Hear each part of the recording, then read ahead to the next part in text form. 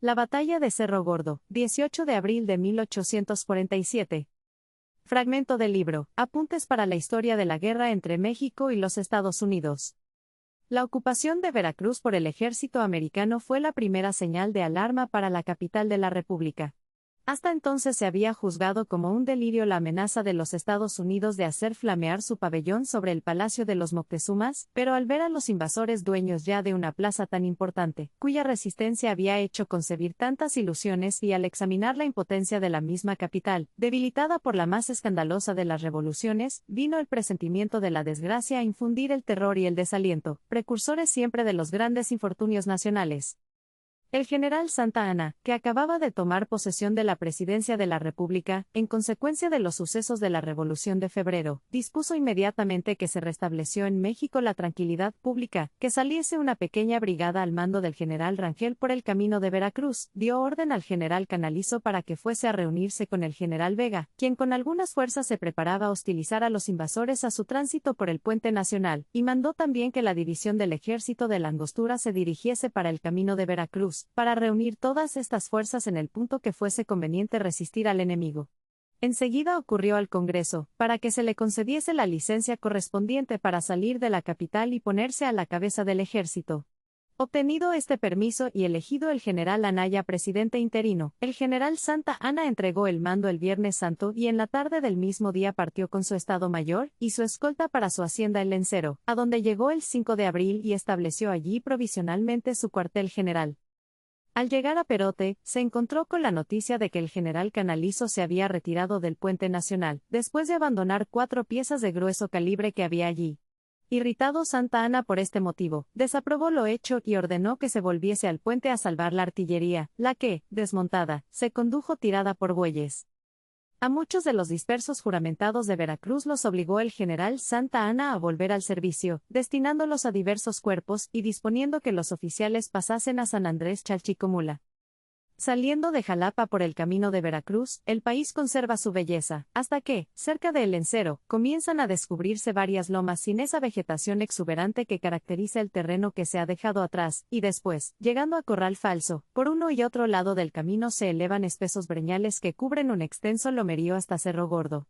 En este punto, a 7 leguas de Jalapa, el borde de una de las mesas de la cordillera forma propiamente un escalón, a cuyo pie se halla el plan del río, donde ya la temperatura de la tierra caliente se hace demasiado sensible. Sobre la mesa, dominando todas las alturas vecinas, se eleva el cerro conocido hoy con el nombre del Telégrafo. A la izquierda del camino y a la derecha corre en una cañada profundísima el río del Plan, entre el cual y el mismo camino, que hace una quiebra en este sitio, se avanzan casi paralelamente varios ramales de lomas que van a morir con el descenso de aquella elevación, y cuyos costados son inaccesibles. Al pie del Telégrafo se alza otra eminencia llamada la Atalaya, la cual está encadenada con otras alturas boscosas que se elevan en el bajío y forman al frente de la posición descrita un límite a la vista, que le impide extenderse más allá de una corta distancia.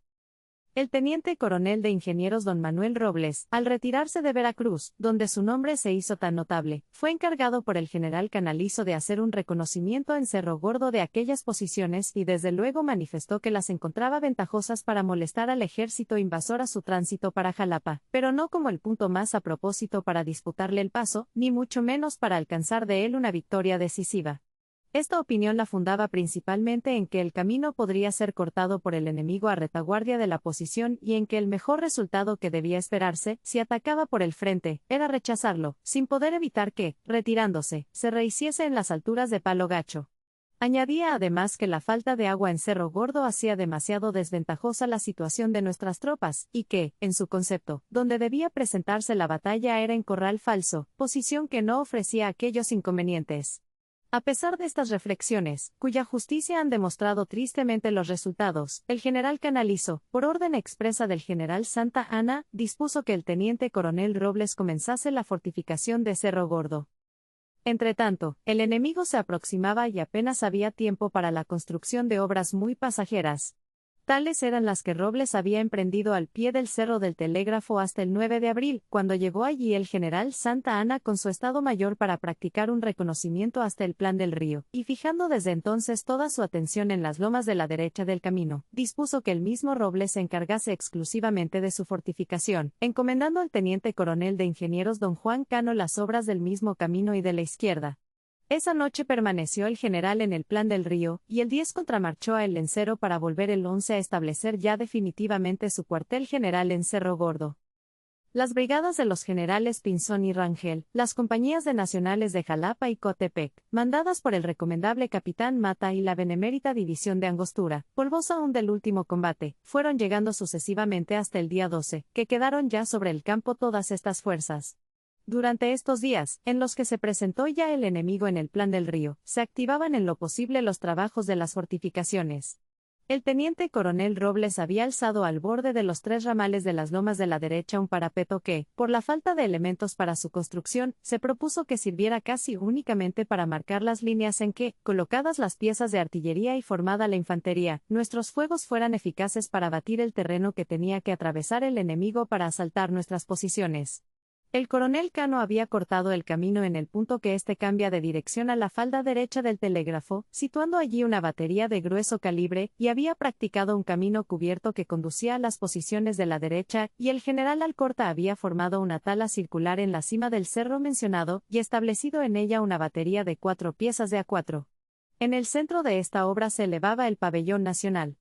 Más a la izquierda solo se veían espesísimos breñales y barrancas que el general Santa Anna daba por cierto ser inaccesibles. Tal era nuestra línea de más de un cuarto de legua de extensión, sobre la cual distribuyó el general en jefe nuestras fuerzas, colocando en la última posición de la derecha al general Pinzón con el batallón de Atlixco y quinto de infantería, que componían una fuerza de 500 y tantos hombres, con 7 piezas de artillería, en la del centro de la misma derecha, al capitán de fragata don Buenaventura Araujo con el batallón de la Libertad, compuesto de 400 hombres y el batallón de Zacapoaxtla con 300 hombres y 8 piezas y en la primera de las mismas posiciones, al coronel Vadillo con 250 hombres de las compañías de nacionales de Jalapa, Coatepec y Teciutlán, con 9 piezas de diversos calibres. El campo de Matamoros, situado entre las 2 últimas posiciones de la derecha y la primera de las mismas, fue guarnecido con el batallón de Matamoros y Tepeaca con 450 hombres, con una pieza de A8 y el general Jarero fue nombrado jefe de la línea comprendida desde este punto hasta el cerro del general Pinzón. En la batería del camino, compuesta de 7 piezas de calibre, se situó el sexto de infantería, con 900 hombres al mando del general don Rómulo Díaz de la Vega, a cuyas órdenes estaba también el batallón de granaderos con 460 hombres, destinado como de reserva de las fuerzas de la primera posición de la derecha. Por último, en el telégrafo se situó al coronel Aspeitia con el tercero de infantería, compuesto de 100 hombres, y fue nombrado jefe de este punto el general Vázquez, segundo, el general Uraga, y comandante de la artillería el coronel Palacios. El resto del ejército, a excepción de la caballería, que permaneció en Corral Falso hasta el día 15, acampó por uno y otro lado del camino en la ranchería de Cerro Gordo, situada a la retaguardia de la izquierda de nuestra línea. El campamento tenía toda la animación de una ciudad bulliciosa. Grandes jacales de otate, con techos de palma, situados de distancia en distancia sobre uno y otro lado del camino, eran las habitaciones del general presidente, de sus ayudantes, del Estado Mayor, y de todos los principales jefes y oficiales que no estaban sobre la línea. En los intervalos estaban acampados a la intemperie los cuerpos de reserva, que se componían entonces de los batallones primero, segundo, tercero y cuarto ligeros, con 1.700 hombres, y cuarto y onceavo de línea, con 780 hombres, y las piezas de artillería que aún no estaban colocadas, los carros de parque, algunas tiendas de campaña, la ambulancia y uno que otro figón, formaban una larguísima calle, en la cual discurrían sin cesar soldados y oficiales de todas graduaciones y esa multitud de gente aventura que acompaña siempre a los ejércitos. Pero escaseaba mucho el rancho de la tropa, las pocas vivanderas que había, vendían instantáneamente sus malos comestibles sin satisfacer el hambre de los que llegaban un poco tarde a sus figones. El agua que conducían las mulas en barriles desde el fondo de la barranca se obtenía con mucha dificultad, y el sol reverberante de aquellos climas excitaba una sed abrasadora que los soldados apagaban a veces chupando pencas de maguey, lo que les ocasionaba graves enfermedades, y por último, multitud de insectos, casi imperceptibles, mantenían la sangre en una perpetua irritación, y aún llagaban los cuerpos de aquellos en quienes se cebaban. El ejército enemigo había acampado sobre el camino frente a nuestras posiciones de la derecha, como a 3/4 de legua de distancia. El día 11 una de sus guerrillas, que salían a practicar reconocimientos, tuvo un encuentro con una avanzada nuestra, en el que perdimos 3 soldados, y de los americanos, según se ha sabido después, resultó herido un oficial. Todos los días siguientes se esperaba con impaciencia el ataque. El general Santa Anna al amanecer montaba a caballo, y acompañado de su Estado Mayor, recorría la línea, ocupándose con mucha materialidad de los desmontes y de la construcción de barracas para la tropa, y cerca del mediodía regresaba al cuartel general, volviendo a montar en la tarde hasta la oración de la noche que se retiraba a su habitación, donde, acompañado de algunos de sus ayudantes y de los principales jefes del ejército, se le servía la comida mientras que a veces una música militar, colocada por fuera, ejecutaba sonatas escogidas. Se vanagloriaba entonces de haber detenido la marcha triunfal del enemigo y halagado por su fortuna, que, abandonándolo un instante el año de 1844 le había vuelto a sonreír desde su llegada a la República en 1846, se entregaba a ilusiones fatales que originaron quizás sus faltas de previsión. Enteramente fascinado, despreciaba aún la voz de la ciencia, exigía la humillación de los que lo rodeaban, y era inaccesible a la razón y a la ingenuidad. Faltos de entereza también algunos de nuestros jefes, se limitaban a censurar su conducta en corrillos, sin tener toda la energía necesaria para disuadirlo de sus errores. Nosotros oímos a alguno envanecerse, después de que había recorrido nuestra línea por la primera vez, de haber observado defectos importantes en la combinación general de la defensa, que solo exponía entre sus amigos, presagiando una desgracia inevitable. El enemigo permanecía acampado frente a nuestras posiciones, sin emprender el ataque tan deseado por nuestro ejército, que se cansaba delante de aquella perspectiva de victoria o de muerte. Sus sufrimientos hacían más violenta su situación y aumentaban más y más su ansiedad por el combate. Y para el que por la primera vez se hallaba en medio de un ejército frente al enemigo, en circunstancias tan solemnes para la patria, viendo por fin al soldado en el ejercicio de su misión caballeresca, y participando de su miseria y de su aislamiento, para quien contemplaba desde allí un pueblo entero, indolentemente abandonado a la suerte de aquel puñado de hombres, y leía como en un libro una de las páginas más notables de nuestra historia, para el que, en fin, sentía aplicado sobre aquellos campos el ente del mundo y de los siglos, aquella situación tan nueva, tan grandiosa, era como la realización de un sueño de la fantasía.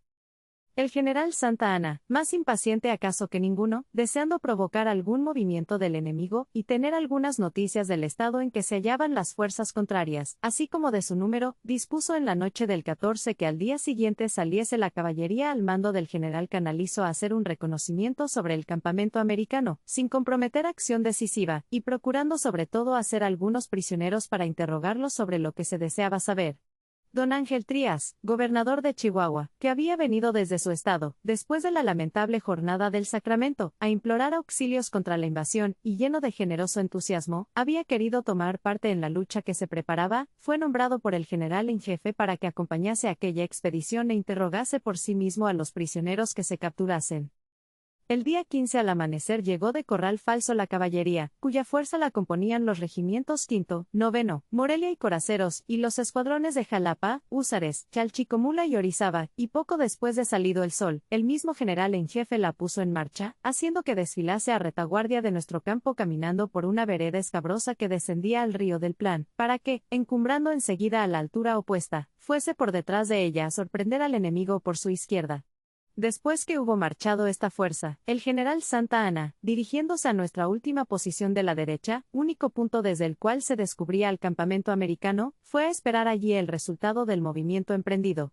Entonces se presentaron sobre la misma loma por donde debía aparecer nuestra caballería algunas guerrillas enemigas, y así el general como los que lo acompañaban ansiaban el momento en que, encontrándolas nuestras fuerzas, las destrozasen sin que pudiera escapar acaso ni un soldado. Pero se esperó en vano largo tiempo, hasta que impacientado el general y deseando causar algunos daños a aquellas guerrillas, mandó dispararles algunos tiros de cañón, que sin embargo de no alcanzar quizás a la distancia que se hallaban, las hicieron dispersarse y desaparecer, no sin haber disparado antes sus rifles algunos de los tiradores sobre nuestro flanco derecho. Poco después de haber vuelto el general Santa Anna al cuartel general, el coronel Codallos, ayudante de su excelencia, que había sido mandado a alcanzar la caballería con la orden para el general Canalizo, volvió lleno de fatiga diciendo que había tenido que hacer un esfuerzo extraordinario para cumplir su comisión, por lo impracticable que era la senda que había tenido que seguir aquella fuerza, llegando las dificultades al extremo de que en los desfiladeros habíamos perdido ya 2 o 3 dragones, que despeñándose con todo y caballo, habían ido a perecer al fondo del precipicio. En consecuencia, el general en jefe desistió de aquel movimiento, y la caballería regresó por las lomas a Corral Falso, a donde llegó a la oración de la noche con la caballada en el estado de mayor quebranto. No habiendo emprendido movimiento alguno el enemigo el 16, comenzaba ya a dudarse de sus intenciones y aún llegó a concebirse la idea de que, intimidado por la posición de nuestro ejército, no se resolvería a dar el ataque, y se retiraría a esperar refuerzos de los Estados Unidos. Se sabía también por 2 prisioneros que la peste hacía mucho estrago en las tropas americanas, lo que agravaba más su situación. Pero, por fin, el 17, al mediodía, habiendo salido el general Alcorta a hacer un reconocimiento por el cerro de la Atalaya, encontró una parte de las fuerzas enemigas, las que batió en retirada con una avanzada nuestra, entre tanto que el tercero de infantería, que guarnecía el telégrafo, descendía a protegerlo. El general Santa Anna acudió allí inmediatamente, haciendo subir a algunos cuerpos después de haber mandado que sobre el camino formase la columna de reserva. Situó en la falda del telégrafo a los batallones ligeros en varias líneas escalonadas en el centro de aquella posición, al cuarto de línea hacia la izquierda, que era por donde cargaba con más tenacidad el enemigo, y en la cumbre sobre los parapetos quedó una parte del tercero de línea y el 11º de infantería. El 6º de infantería acudió a la derecha por orden del general Vega, impidiendo con sus fuegos que la posición fuese envuelta. Un fuego vivísimo se sostenía por ambas partes, y los empujes de los americanos sobre nuestras líneas eran rechazados con el mayor vigor.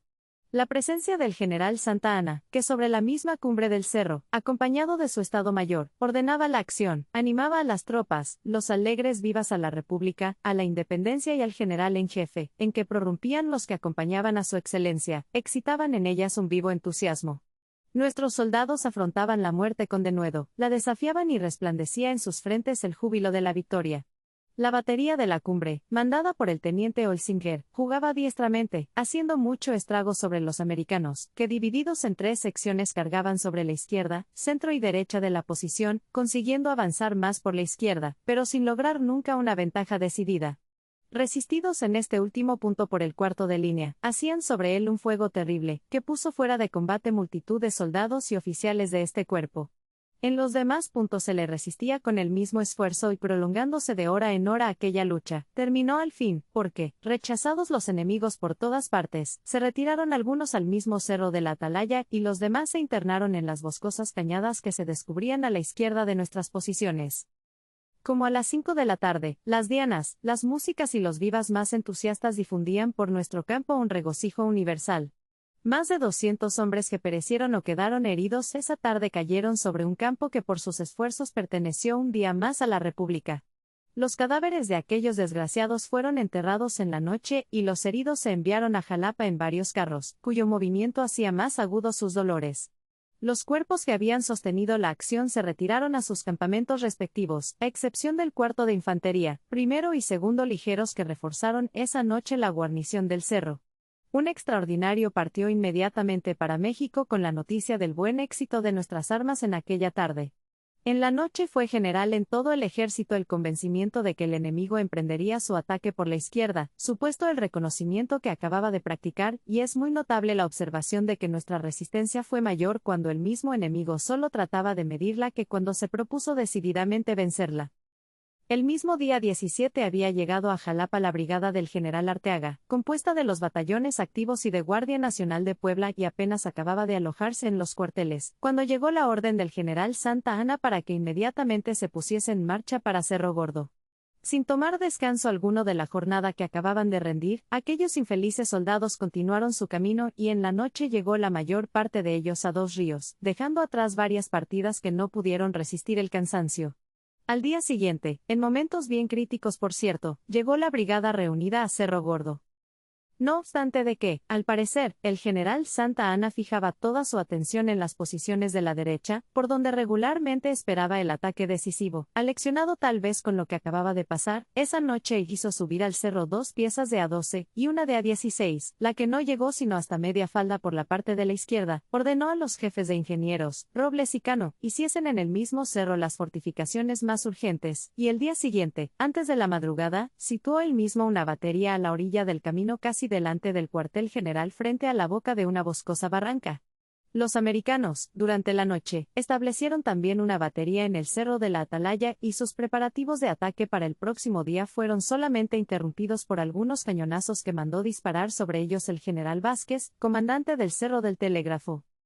Al amanecer el día 18, el estruendo del cañón enemigo resonó en aquellos campos como anuncio solemne de la batalla. Sobre el cerro mismo donde los bravos insurgentes habían en otro tiempo derramado su sangre por la independencia, flameaba nuestro pabellón, y bajo su sombra, desde aquella altura, se descubría una línea de hombres que debía servir de muro contra el invasor. Entre las filas, los diversos rangos y distintivos del ejército, desde el soldado hasta el general en jefe, condecorado también entonces con la suprema dignidad nacional, aparecían en aquellos momentos con todo el prestigio, con todo el brillo, que las ilusiones del patriotismo les concedieron. El enemigo, sirviéndose de la batería de la Atalaya, rompió desde aquellas horas sus fuegos sobre el telégrafo, de donde le fueron contestados por nuestra parte. El general Santa Anna se ocupaba entonces de acabar de situar la batería de la orilla del camino y los ingenieros Robles y Cano, bajo los fuegos enemigos, construían obras pasajeras en la falda del mismo telégrafo, en el propio sitio donde habían formado la tarde anterior los cuerpos que defendieron el centro de la posición. Sobre las posiciones de la derecha y del centro de nuestra línea se hallaban las mismas fuerzas que desde antes las guarnecían. Sobre el cerro se hizo subir al primero y segundo ligeros que habían bajado en la madrugada a tomar su rancho. El sexto de infantería volvió a cubrir la derecha. El cuarto de línea quedó situado donde mismo se había defendido tan intrépidamente el día 17. La caballería, que se hizo venir de Corral Falso en la noche, formó sobre el camino, apoyando su derecha frente a la batería que se acababa de establecer y que estaba sostenida por el primero de infantería, y los batallones tercero y cuarto ligeros permanecieron formados también en el camino, dispuestos para marchar al punto que se les señalase. Tal era la disposición de nuestras fuerzas antes de la salida del sol y a cuyo tiempo el cañoneo fue siendo más y más vivo entre los dos cerros, hasta llegar a repetirse el estruendo instante por instante. El enemigo arrojaba sin cesar granadas, cohetes y toda clase de proyectiles, que caían sobre el cerro, sobre el camino y aún mucho más allá de nuestro campo. Sus columnas avanzaban entre tanto por detrás de la atalaya por las escabrosidades del frente de nuestra izquierda, y cerca de las 7 de la mañana emprendió una de ellas, al mando del general Twiggs, el ataque sobre el telégrafo.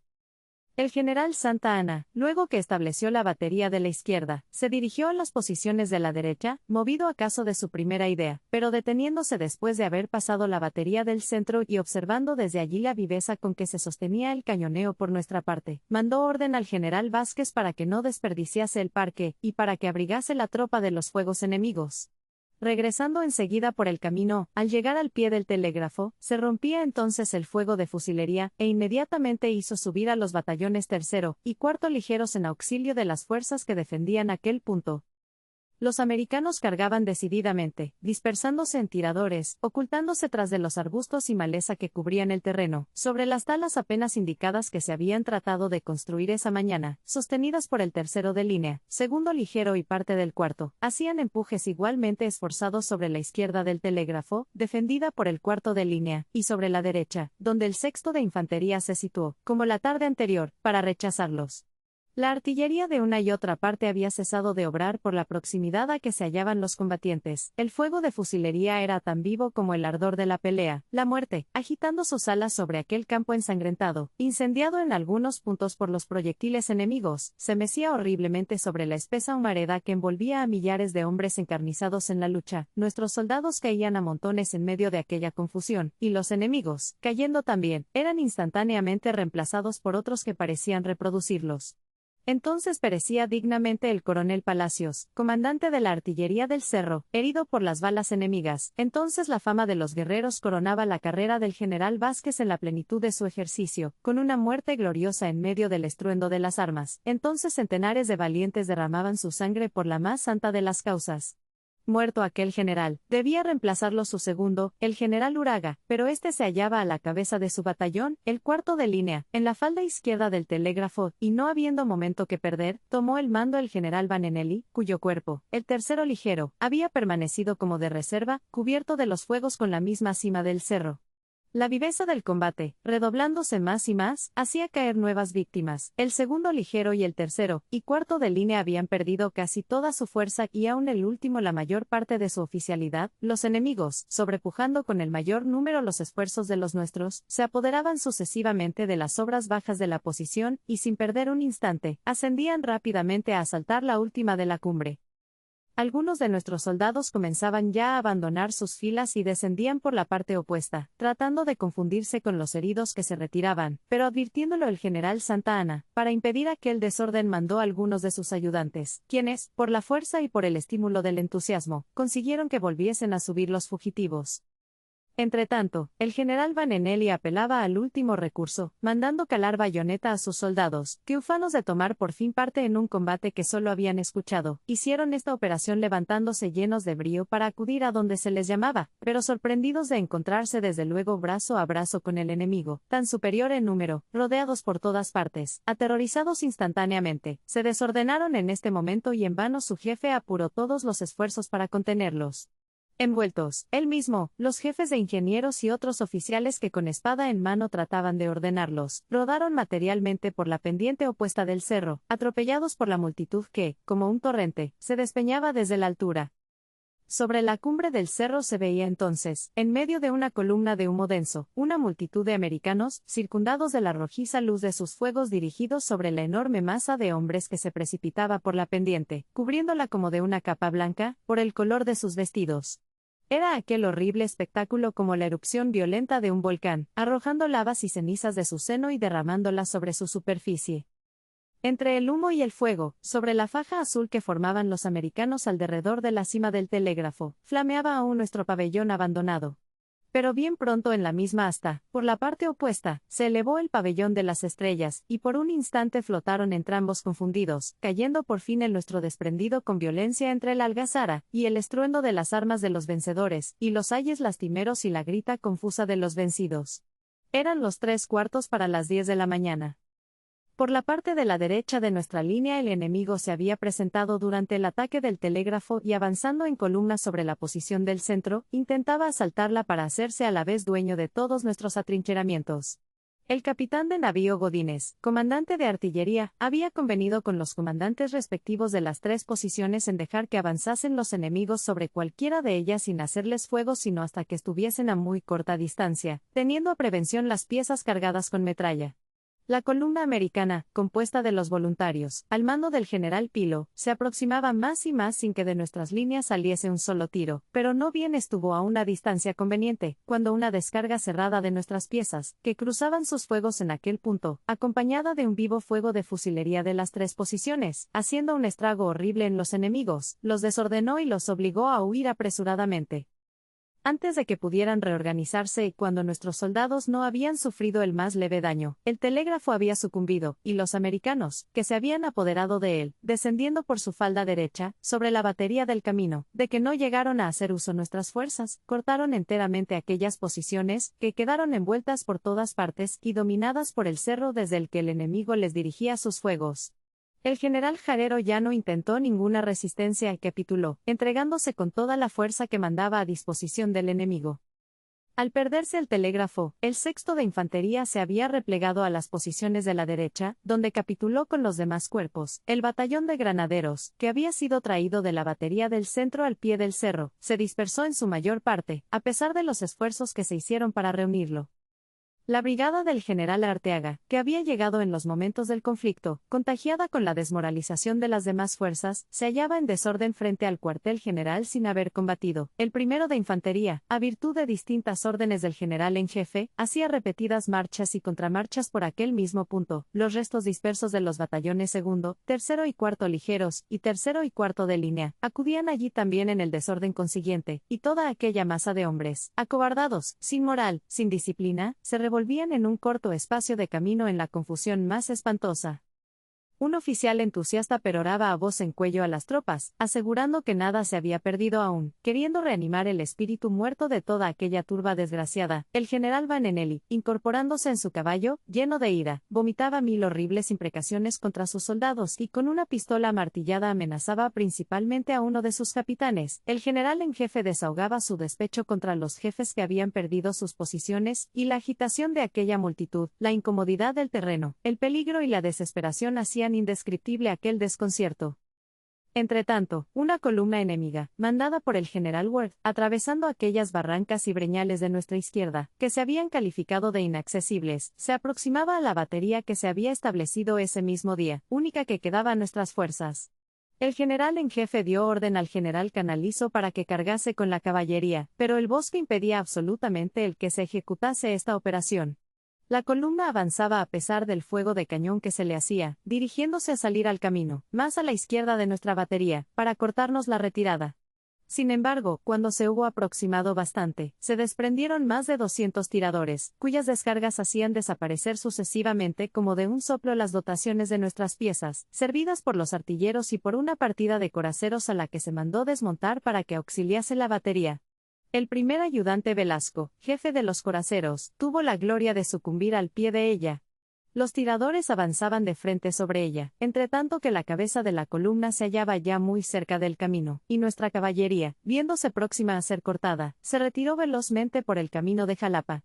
El último esfuerzo lo hicieron entonces Robles y los valientes oficiales de artillería Malagón, Argüelles y Olsinger, quienes envueltos ya por todas partes hicieron ronzar las piezas hacia la izquierda, dirigiéndolas sobre la cabeza de la columna, momentos antes de que los tiradores, que se precipitaron sobre ellas a la bayoneta, las hiciesen suyas y las volviesen en nuestra contra. El general Santa Anna, acompañado de algunos de sus ayudantes, se dirigía por el camino a la izquierda de la batería, cuando saliendo ya del bosque la columna enemiga le impidió absolutamente el paso con una descarga que lo obligó a retroceder. El coche del mismo general, que salía para Jalapa, fue acribillado a balazos, muertas las mulas y hecho presa del enemigo, así como un carro, en el que había 16,000 pesos, recibidos el día anterior, para el socorro de las tropas. Roto ya todo vínculo de mando y de obediencia entre los nuestros, obraba solo el deseo de salvación y agitándose en un espantoso remolino, se agolpaban desesperados al estrecho paso del desfiladero que baja al plan del río, por donde el general en jefe se había dirigido con los jefes y oficiales que lo acompañaban. Horrible era el descenso por aquella vereda estrecha y escabrosa, por donde se precipitaban miles de hombres disputándose el paso desesperadamente y dejando un reguero de sangre sobre su camino. Confundidas las clases todas, perdido el prestigio y el pudor militar, los distintivos se habían convertido en insignias sarcásticas, que solo graduaban la responsabilidad y la humillación. El enemigo, dueño ya de nuestro campo, asestaba sus tiros sobre los fugitivos, acrecentando más y más el terror de la multitud que se arrojaba por el desfiladero, impulsada a cada instante por una nueva velocidad y aumentando la confusión y la vergüenza de tan malhadado trance. Cerro Gordo se había perdido. México quedaba abierto a la iniquidad del invasor.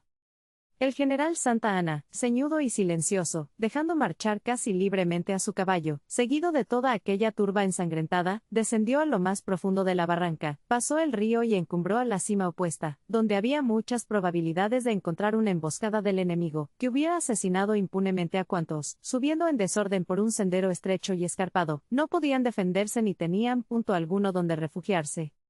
Habiendo llegado a la cumbre de la loma, el general hizo alto y dispuso que los generales Ampudia y Rangel y el coronel Ramiro reuniesen en aquel punto todos los dispersos, para que ordenados prosiguiesen la retirada de la mejor manera posible. Enseguida, tomando hacia la derecha, se dirigió para el Lencero por una vereda casi paralela al camino de Cerro Gordo a Jalapa. Lo seguían, formando una pequeña comitiva, los generales Pérez, Argüelles y Romero y los jefes y oficiales Chafino, Escobar, Galindo, Vega, Rosas, Quintana y Arriaga, y los señores Trías, Armendáriz, Urquidi y un sobrino del mismo general en jefe. En el sitio donde había sido la batalla se escuchaban todavía algunos tiros disparados sobre los infelices indefensos que no habían logrado salvarse. Entretanto, una partida de caballería enemiga, con 2 piezas ligeras, había salido de allí por el camino de Jalapa en persecución de la caballería nuestra, y casi a un tiempo iba a llegar con Santa Anna a El Lencero.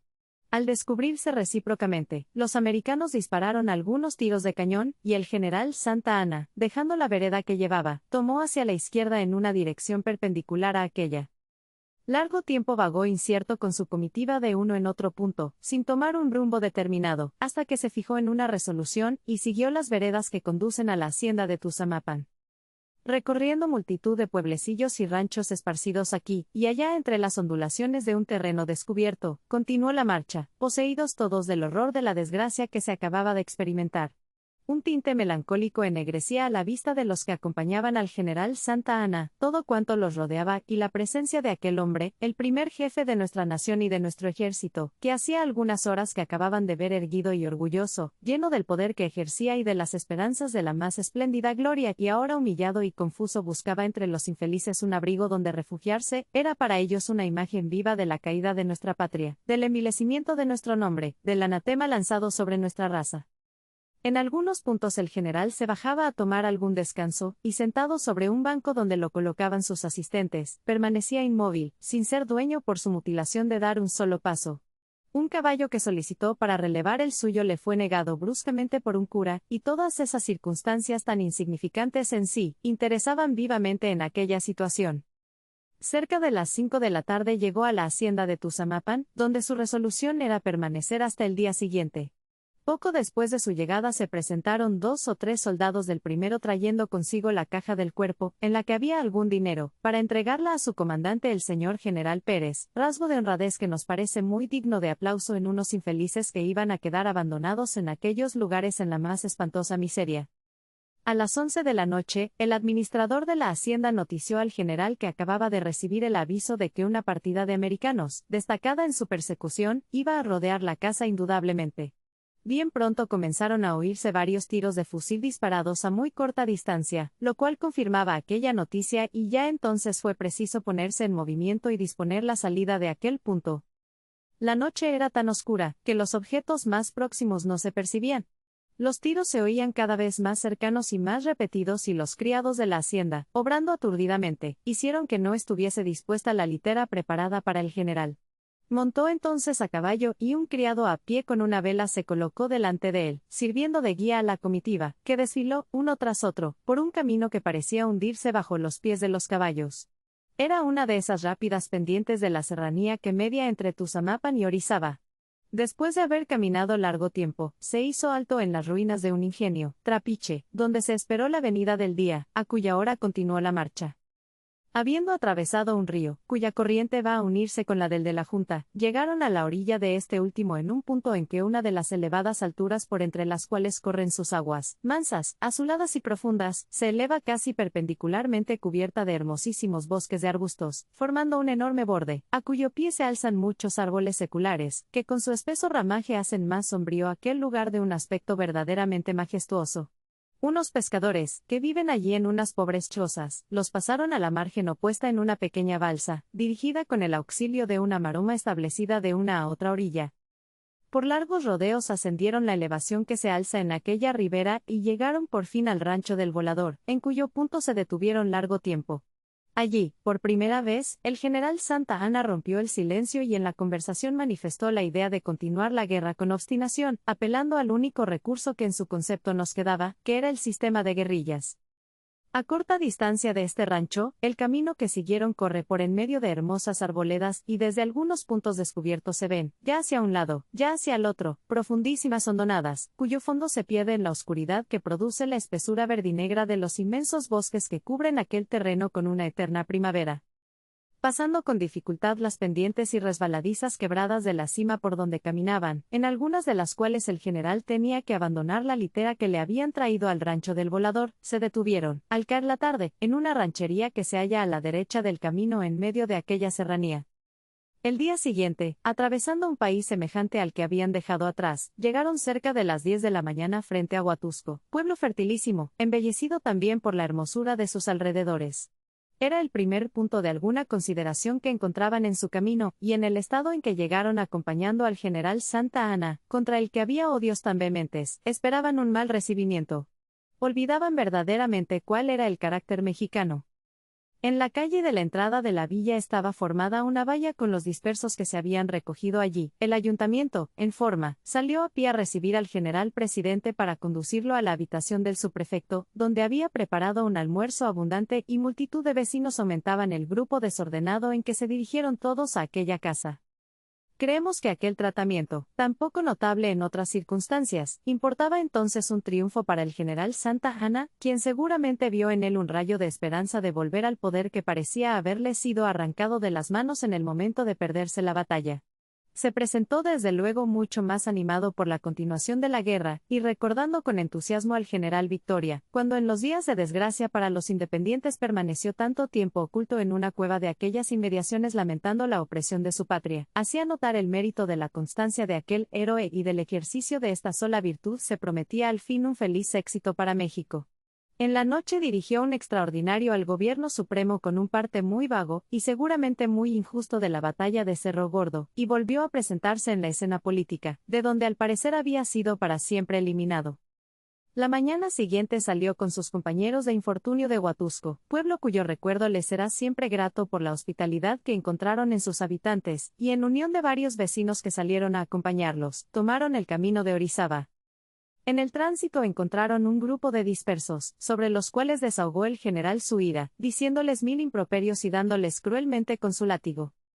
Poco tiempo después se descubrió el hermoso pico de Orizaba, reverberando como una superficie de plata los rayos del sol que caían oblicuamente sobre su cima de nieve, y enseguida, por la izquierda, el pueblecillo de Coscomatepec, cuyas campanas se oían desde lejos, celebrando la llegada del general Santa Anna, quien fue recibido en la casa del alcalde con la música del lugar y obsequiado con un almuerzo. Continuó el general su camino, atravesando aún algunos ríos, cuyo lecho se halla en lo más profundo de esas barrancas pintorescas y pasando también varias mesetas entapizadas de grama. Se vio por fin hacia la izquierda la ciudad de Orizaba, cuyos edificios blanqueaban entre las verdes arboledas de sus alrededores. Se siguió por la derecha por en medio de un país de un aspecto variado y risueño, hasta entrar en una calle de sembrados que va a terminar a las puertas de Orizaba. Cerca de la entrada de la ciudad hizo alto el general en espera de la noche y allí lo encontraron los señores don José Joaquín Pesado y don Manuel Tornel, y los generales León y García Terán, que salieron a recibirlo en carruajes, así como otros muchos individuos que fueron también a caballo atraídos por la curiosidad. Luego que oscureció, dejando la litera en que venía, montó en un landó de aquellos señores y en medio de la que ya entonces era numerosa comitiva de a caballo, entró velozmente por la ancha calle principal, y se detuvo en la casa del señor Tornel. Al bajarse del coche se agrupó alrededor una multitud de pueblo curioso, a la que algún adulador importuno excitó a que prorrumpiese en vivas al ilustre general Santa Anna, al héroe de Tampico, al libertador de México. Muy difícil sería describir la amarga impresión causada por tan reprobables aplausos, que más bien eran sarcasmos en aquella situación. La oficialidad de la pequeña brigada que mandaba el general León, compuesta de las tropas que habían levantado en el estado de Oaxaca, se presentó esa noche a cumplimentar al general Santa Anna, quien desde entonces se ocupó activamente en aumentar en lo posible aquellas fuerzas y se fijó en permanecer en la ciudad mientras lo permitiesen las circunstancias, a fin de que fuese el punto de reunión de todos los dispersos de Cerro Gordo, los cuales en efecto ocurrieron allí sucesivamente, a excepción de la caballería, a la que se le dio orden de dirigirse a San Andrés Chalchicomula, y de varios generales y oficiales que con escándalo de la nación se presentaron en México en aquellos días, y no se incorporaron a las filas que habían abandonado, sino hasta la venida del ejército a la capital. Los que no pertenecían a él, dejaron Orizaba 2 días después de su llegada, y al ascender las elevadas cumbres de Acultzingo, dejando allá abajo aquella costa donde habían presenciado tanto infortunio, les parecía que veían doblarse la hoja más lúgubre de nuestra historia.